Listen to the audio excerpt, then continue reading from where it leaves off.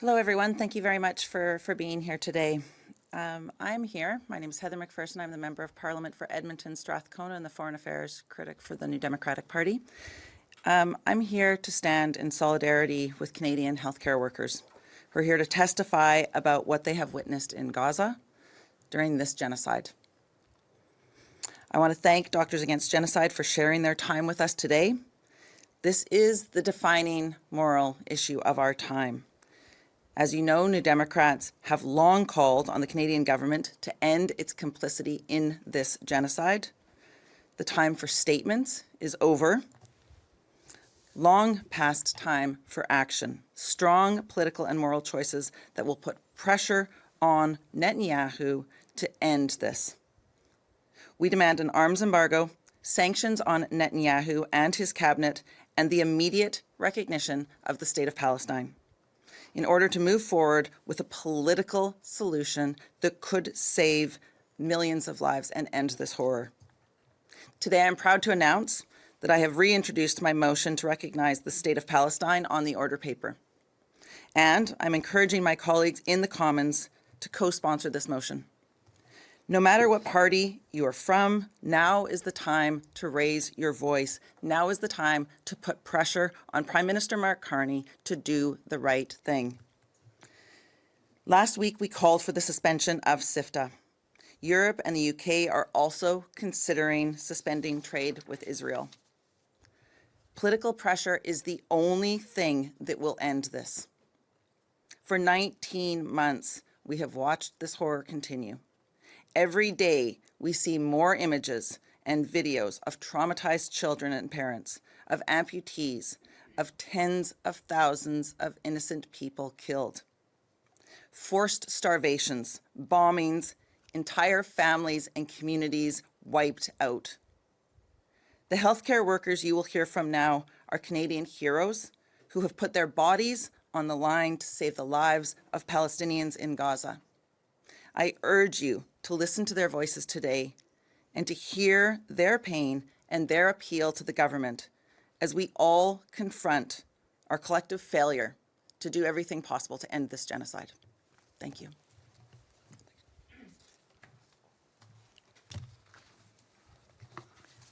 Thank you so much, Heather. Really appreciate your moral clarity and moral courage in this moment that requires all of us to show that same level of courage. Good morning, everyone. My name is Mesa Haw. I'm a healthcare professional, a workplace equity and inclusion expert, and one of the founding leaders of Doctors Against Genocide, a global coalition of healthcare workers and advocates who refuse to stay silent as the world witnesses a catastrophic assault on human life, dignity, and the very foundations of medical ethics. We are healthcare workers who took an oath to protect life, an oath that now compels us to speak truth to power. I stand before you as a Palestinian Canadian who knows exactly what it means to live under brutal occupation, where occupying forces control your breath, your dreams, your very right to exist.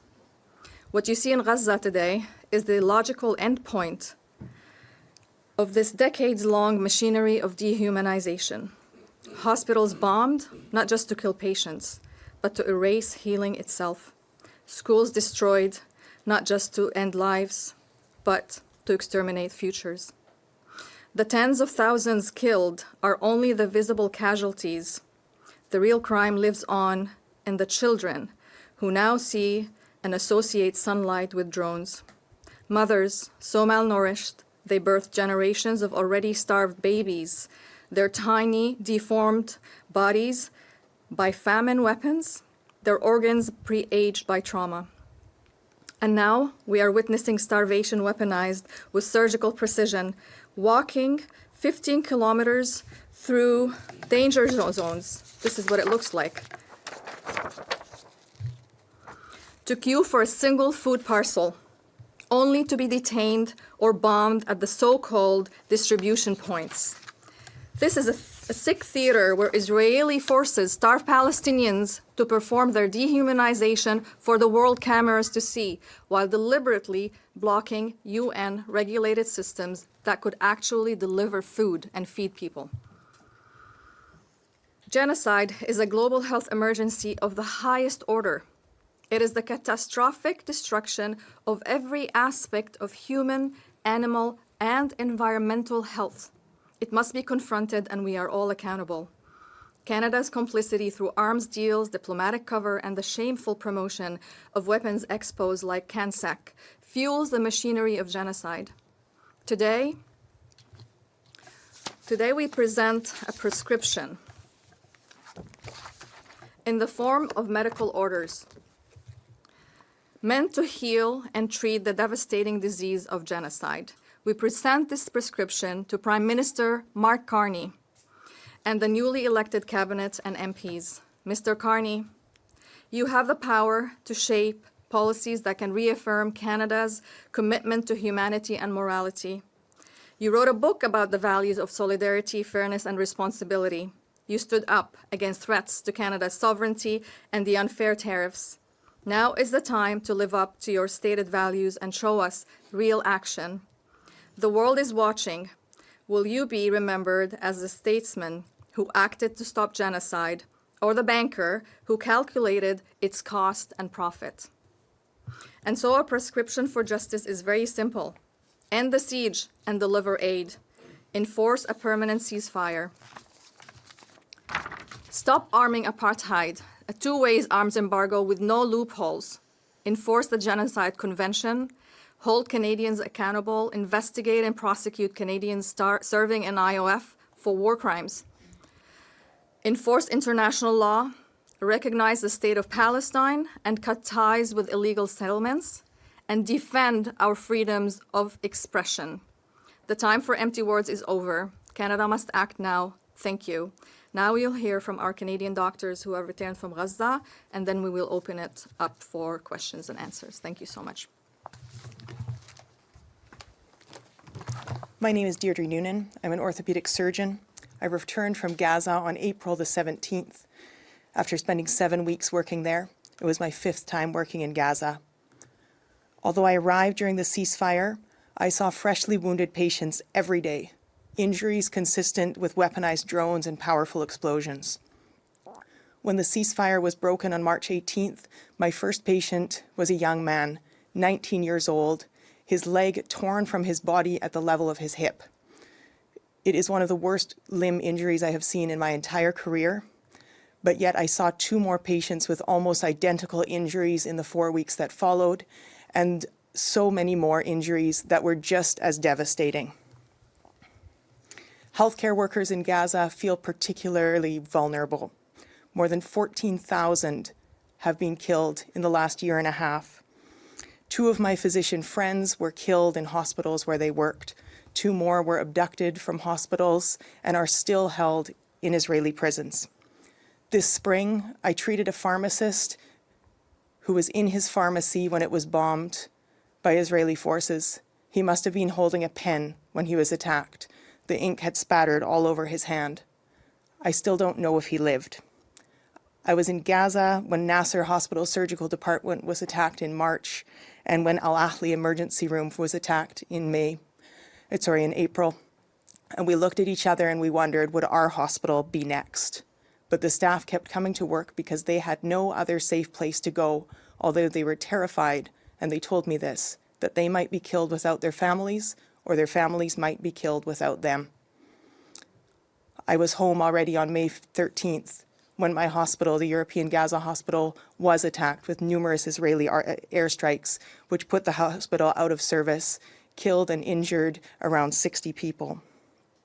That was a full functioning hospital with patients, families, visitors, doctors, medical students who came every day to study, residents who came to work to treat patients and to continue to study and advance in their exams. As a surgeon, I cannot treat a genocide. As doctors, we cannot stop a famine.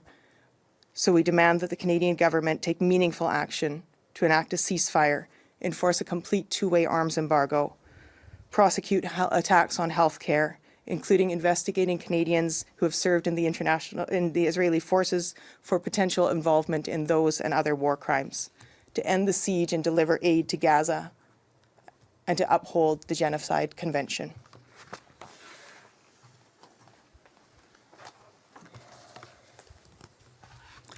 My name's Dr. Sarah Lolon. I'm a Montreal-based double certified emergency and family doctor. I worked at the European Gaza Hospital from late January until February 27th of this year. I saw many things that go against our Canadian values. I saw a young boy, Yusuf, who loved, in this picture here, who loved to play soccer and could sing beautifully, who loved his mother more than anyone else in the world. He was a small boy, even smaller than his age would have predicted. He was a primary school aged child who was shot by a sniper during the ceasefire and had a painful journey in our hospital. He was no fighter. On top of the trauma, on top of that, now he has to deal with starvation, and now he is at risk for dying from starvation. Every human being deserves medical aid in that situation. As someone who's been in settings where children have experienced severe malnutrition, and as someone who has seen children die from malnutrition, I have witnessed firsthand the suffering of children who are starving. And its impact on children lasts for their whole life. If we think about Ottawa, if we think of all the children between 0 and 4 here in Ottawa, the number of children who have severe malnutrition requiring urgent treatment in Gaza is much beyond that of all the children from 0 to 5 requiring urgent treatment in Gaza. Every single one of us has loved a child at some point in our lives. I challenge you and everyone else here in Canada to see the children of Gaza in their children and those of your family and your friends. These children deserve the care, dignity, and support that we have an obligation to provide. We cry that what we're seeing in Gaza does not fit with our Canadian values, and we cry because, as healthcare professionals, because we are unable to stop this, despite the fact that we're from such a powerful country. Right now, as Canadians, we have a small window to act, and if we don't, it will be a blot on our history. We need to bring medications and food urgently into Gaza. We need to create a real arms embargo, and we need to enforce the Genocide Convention.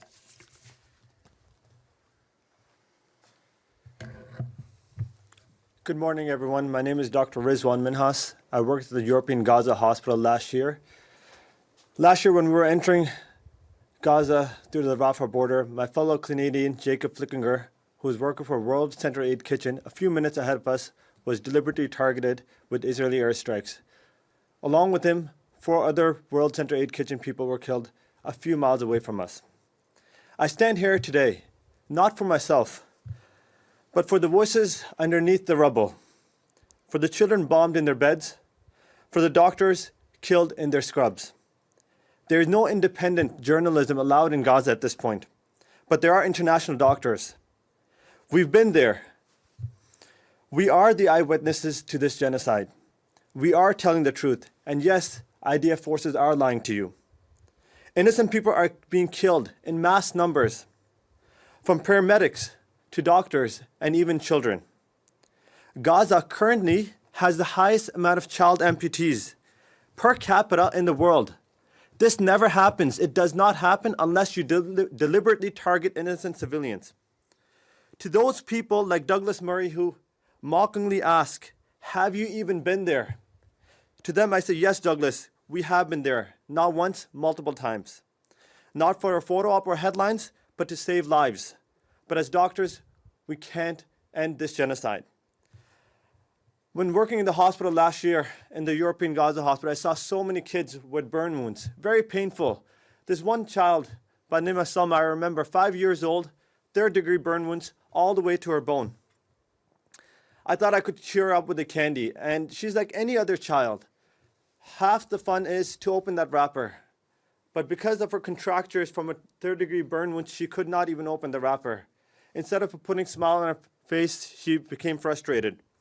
At that time, I realized not only did Israel burn her hands, but they burned her smile. This is not a war. This is a genocide, confirmed by Amnesty International, Doctors Without Borders, the Jewish Voice for Peace, and International Court of Justice. To my fellow Canadian physicians, don't be silent. 1,500 healthcare workers have been killed. Remember the name, Dr. Adnan al-Borsh was not only killed, was raped and tortured before he was killed. Dr. Hussam Abu Safiya did not leave the hospital till the end. He's still in as a hostage with the Israeli army. And recently, Dr. Najjar, a pediatrician working in the hospital, 9 out of her 10 children were burned alive. Each brought one by one in front of her. She could not even recognize them. To our politicians, please have the courage to say the words, Israel is committing a genocide. These children who have died at least deserve this justice. Impose a two-way arms embargo. And let me end with this.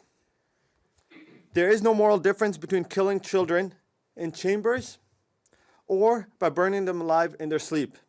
Both are genocide. I understand that. Both are evil and both demand justice. Thank you.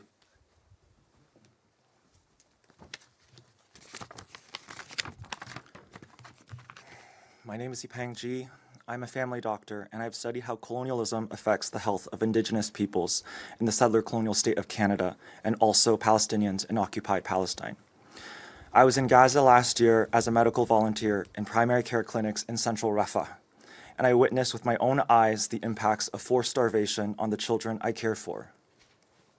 This is an entirely preventable famine imposed on the Palestinian people in Gaza by Israel and also its allies who are withholding life-saving food, water, and medical aid to an entire population under illegal occupation and blockade since 2007, which has also included the Israeli policy of limiting food to only meet the minimum amount of calories to avoid malnutrition, effectively putting the entire population of Gaza on a diet. This colonial practice of starvation is not new. Sir John A. Macdonald, Canada's first Prime Minister, used this tactic to ethnically cleanse and displace the Indigenous population and hit, in his own words, that they were kept on, quote, the verge of actual starvation, unquote. Earlier this morning, I was at the protest against CANSEC, which is Canada's, quote, premier global defense and security trade show, unquote, run by CADSI, the American Association of Defense and Security Industries, a defense industry lobby group whose board of directors include executives from companies that supply the Israeli military. One such company that is attending this conference, this trade show, is GasStops. With their sole manufacturing facility located in Ottawa, they are the only manufacturer of specific engine sensors that go into the F-35 fighter jets. These are the same fighter jets that are dropping 2,000-pound bombs on Palestinians in Gaza as we speak.